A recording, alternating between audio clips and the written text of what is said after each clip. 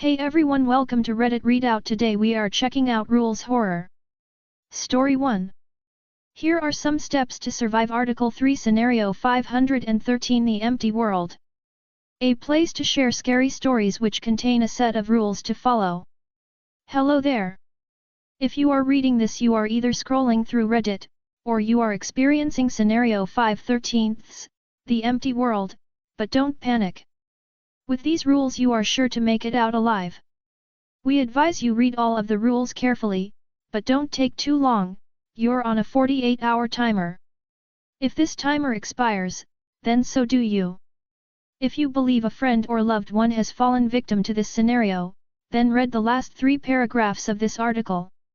Rule 1. Pay attention to your surroundings. Pay attention to the room you are in. If Scenario 513 has occurred, you will wake up with a post-it note on your forehead reading "No people, no problem." This only occurs in Scenario 513. If for any reason it has a smiley face drawn in red ink, consult Article 7/8, The Hunter, Scenario. Rule 2. Don't panic. Panicking might result in your untimely demise. You may want to exit the room you are in, but always follow Rule 1. Is this the room you fell asleep in? If so, you might find a green exit sign above the entrance to the room, and that's your way out. See Rule 3. Rule 3. Notice the sign. If the sign is red and / or this isn't the room you fell asleep in, it means you're in a trap. But don't worry, you still have a chance to escape. If the room has a red exit sign, you must exit through a window and into the empty world. If there is no exit sign, you can exit through the door safely in order to find the room you fell asleep in. See Rule 4. Rule 4. Be cautious. The empty world is never truly empty, and with that being said, there are several hazards to be made aware of. See Rules 5 to 10. Rule 5. Read the hazards.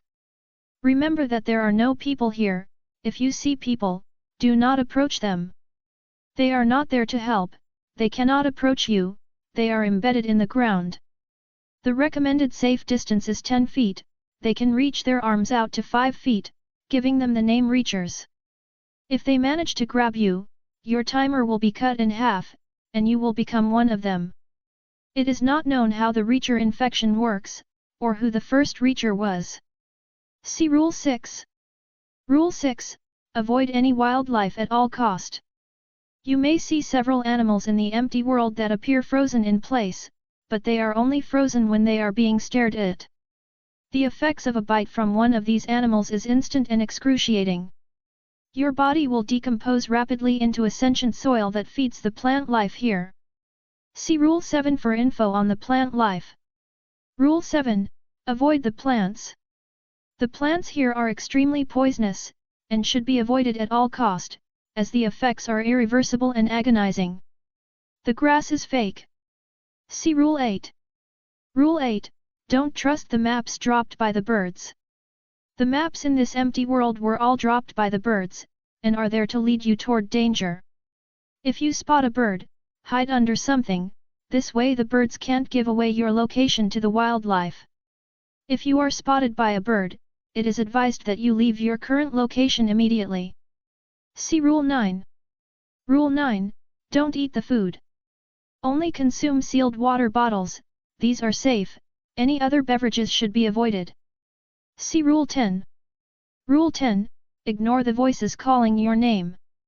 They might sound like your friends or family, but remember that there are no people here, this is a trap. They are attempting to lure you away from the exit. See something, say something. If you find a post-it note in the bed of a friend or loved one reading "Gone for now, maybe forever," this means they have fallen victim to this horrible phenomenon. Read the steps below, as this could be your only chance to save them. Step 1. Contact your local authorities and hospital. The victim has a chance of making it out, but will likely be injured, an imposter, or infected. The most likely outcome of this ordeal is your friend getting out of the empty world with a Reacher infection. This can be cured if treated as an aggressive form of cancer. This has a 70% chance survival rate. Step 2. The test. The person that escapes might not be a person at all, and how do we figure this out? That's what the test is for. To perform the test, start by checking if any or all bodily features are altered, such as hair color, birthmarks, height, weight, or skin. If all features are correct, and you are still unsure, a DNA test is always available. These imposters pose a threat to the victim's family or friends. That being said, we hope you stay safe out there. Thank you for choosing Redacted. Story 2. Error in Chronology. A place to share scary stories which contain a set of rules to follow. You have entered the end times. This event was not scheduled for now. We were not prepared for it to begin. I am so sorry. See, God does not rest often, despite the needs of his own anatomy. The moment of rest he allots himself once per week does not last longer than what you perceive as a fraction of a second. But for that time, he is vulnerable. The four were created with the express purpose of enacting his will and guarding him in this time. But they turned on him. I don't understand how or why, these entities were not programmed to know non-compliance. Either something from the netherworld managed to corrupt them or their autonomy has led them astray. They have initiated their wave of the rapture. From the destruction they have already caused, it is evident they have not forgotten the brutality they are capable of. I hope, for your sake, that they have learned mercy. I'll be transparent, your odds of survival are slim, and I'm not sure what will happen to you if you die. This will not be a fair fight. Your only defense is knowledge. The following is all I know about these beings. A white and green mask stitched into the cold likeness of a face conceals his own, save dark boreholes etched for his sunken eyes. A sickly green hood sags atop his head, the tattered robe at bookends swaying poignantly. His inner robes are dark and loose-fitting, tied at awkward points and encased at his chest by the white claws of a faux ribcage. The sword he drags blooms with rust, its edges awkward and jagged, its hilt the scratched, golden corpse of a stagnant weighing scale. His gaunt horse wears its own pale, ghostly mask, and its dull black hair endlessly sloughs off. Number 1. Be cautious bringing food in his presence. It will immediately rot and decay, or spurt horrific growths of mold and archaic disease. Scavenged meat and organic flora seem largely immune to this. Should you consume rotted food, it is unlikely to kill you, but it is likely to leave you horribly ill and weakened. The faster your food withers, the closer he is. This is a viable method to keep track of him. But it is costly. Number 2. Do not let him see you. For as indomitable as the human spirit may be, the human body is really little more than a caloric vessel. The smallest cut from his blade is all it takes. If you submit to him, he will be kind enough to kill you first. Number 2a. The rotted living are contagious.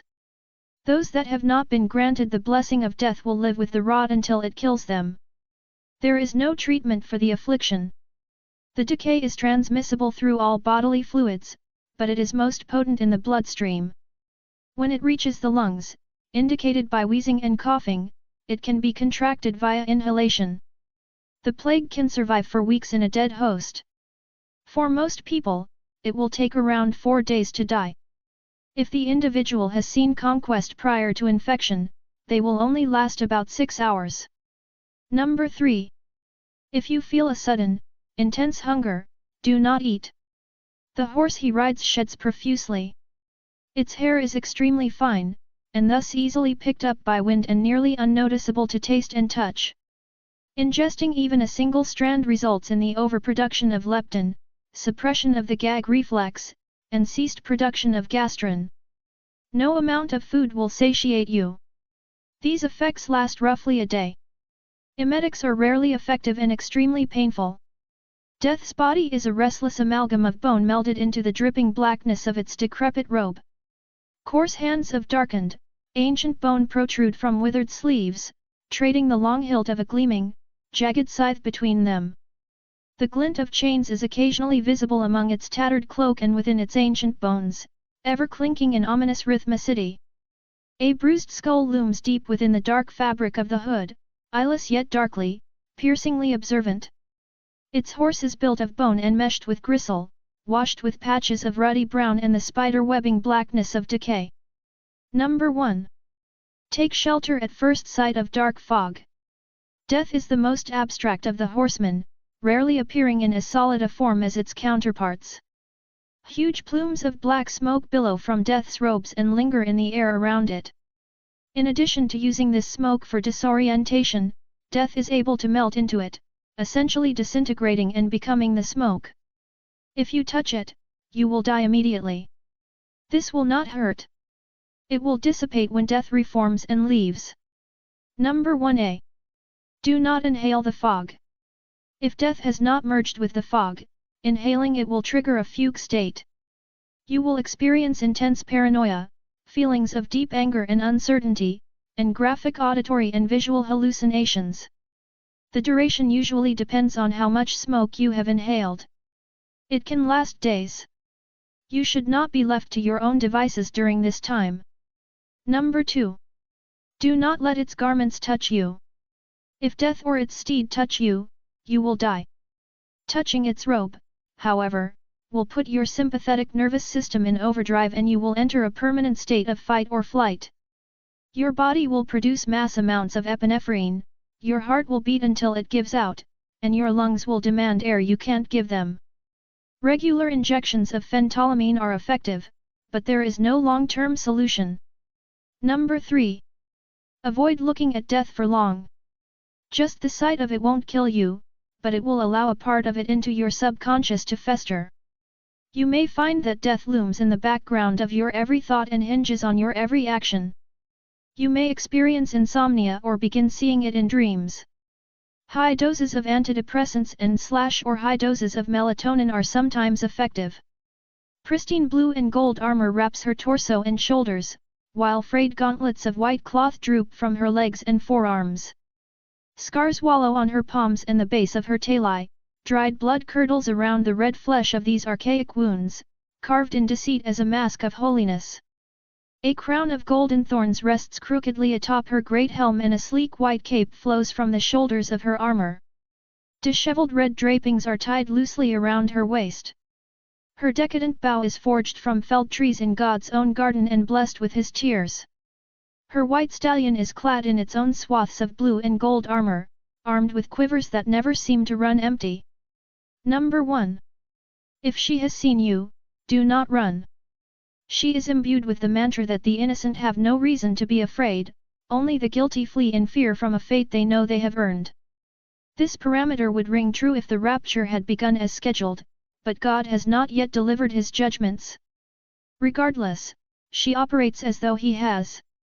She will kill you whether you run or not, but she will make sure you suffer if you give her reason to believe you deserve it. Number 2. Do not look her or her horse in the eye.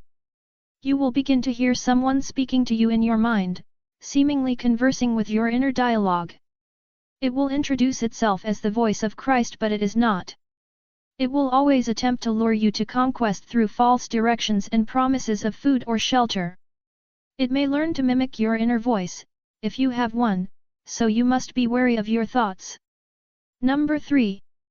Do not pray. Of the 4 horsemen, Conquest has the strongest connection to God.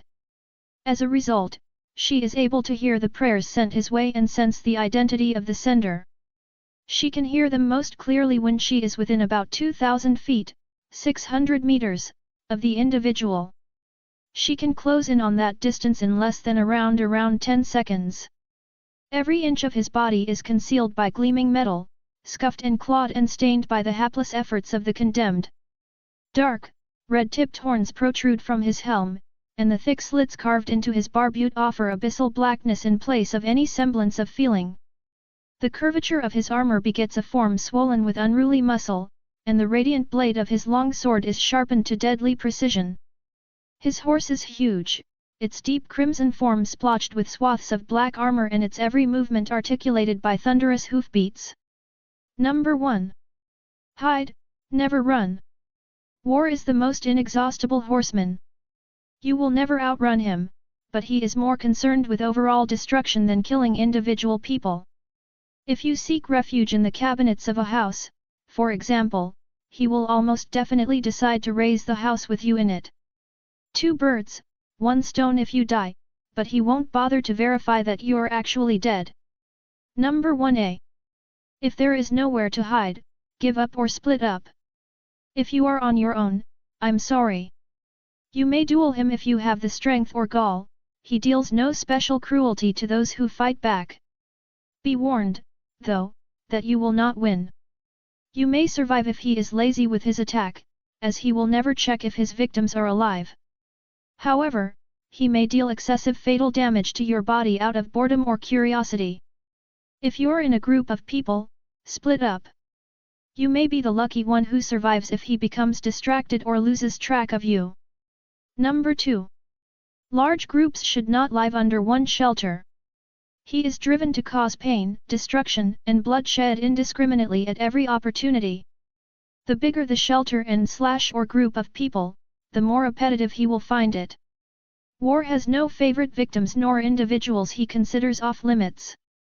Constructing safe houses out of the rubble of his prior wrath or living in natural caves and valleys should leave him uninterested in you. Many individuals here don't believe God will ever wake up again, but I have hope. The horsemen were not imbued with the ability to kill God, only to protect him. I suppose, though, that few knew the nuance of his life more than them. If God were able to die, well, I guess they would know.